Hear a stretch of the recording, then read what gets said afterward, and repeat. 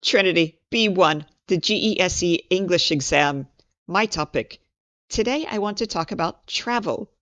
Trinity recommends travel as a topic for my topic. Let's look at an example now. My student went to visit her sister in Canada. She used this trip for my topic. She got a high pass, pass with distinction. So let's look at the example of what she did and the questions that she was asked. The title of the topic is My Trip to Canada, and her 5 subtopic points were the process to get a visitor visa, places we have seen, why I went to Canada, why I prefer the country to the city, and my next trip to Canada. When you choose travel, first, it's a good topic because Trinity tells us travel is recommended for my topic. It does not matter if you choose someplace new that you have never been, someplace exciting like Canada, or if you choose to go to your home country, you go every year, you could use that for travel. Or you could do something small, like a day trip inside the UK. We took the train somewhere. That's also travel. So when you look at this example, don't think, oh, I've never gone anywhere exciting like Canada. It doesn't matter. It's just an example. Any trip, any place is good. The second thing that I want you to remember about this is that it's not a school report. This is one of the mistakes that I see. People prepare for travel and they make it like a school report. For example, they talk about the colors of the flag, what it represents. It shouldn't be like a school report. You're not presenting. That's not this exam. That's other exams.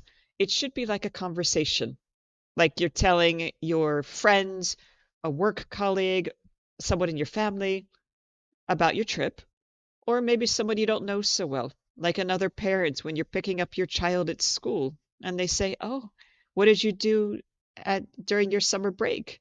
Or "I haven't seen you. Have you been somewhere?" Then you can also talk about this trip to someone who doesn't know you very well, like the examiner. Remember, we choose topics based on the categories of what we're graded on.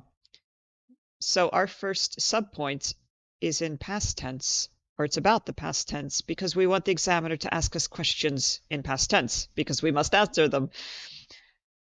My student chose the process to get a visitor visa. My student comes from a country with a weak passport. So to visit Canada, she needed a visitor visa.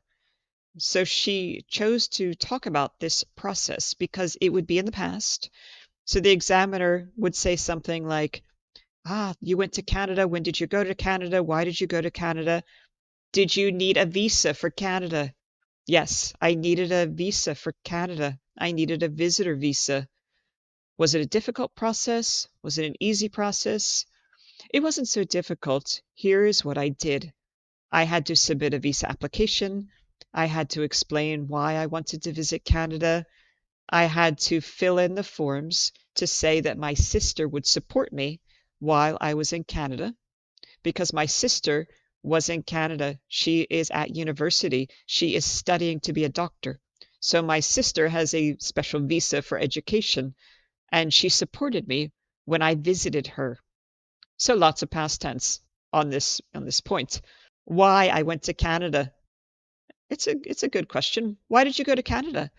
I went to Canada because my sister lives there. It's a safe country. She talked about how great it was. She had time during her summer break from her studies, so she had time to host me and we could hang out and go places and do stuff. And I have always wanted to visit Canada. Why I prefer the country to the city. Preferences. Do you like the countryside? Oh, yes, I like the countryside very much. When I was in Canada, we saw both city and country locations, but I much prefer the country locations because I'm not a city person. It was so busy and so much noise and activity. It was a little too much for me. Also, in the countryside in Canada, people are so kind and nice. They often asked us where we were from, what we were doing, and then they gave us tips of things to see and recommendations. People in small town Canada are so very nice. Places we have seen, present perfect.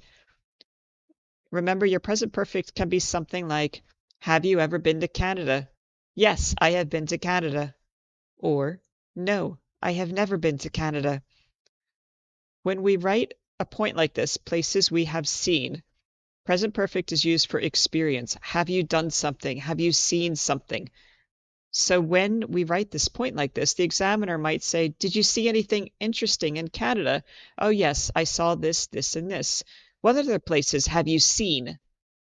And you can talk about something famous that you have seen in Canada that you have the experience of. It's like saying, have you ever seen the Eiffel Tower? Yes, I have seen the Eiffel Tower. I went there last summer. When we give the details of when, we switch to simple past. My last box, I can either put something future or quantifiable. So I could use something like my next trip to Canada.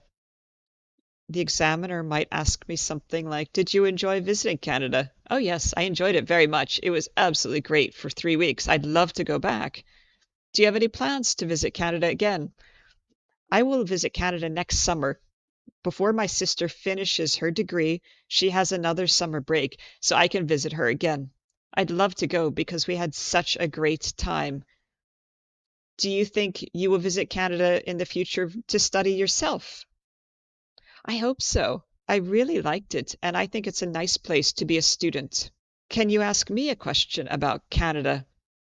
Yes. Have you ever been to Canada? Would you like to visit Canada? Do you know anyone from Canada? So that's an example of choosing travel for my topic. Keep studying, keep learning English.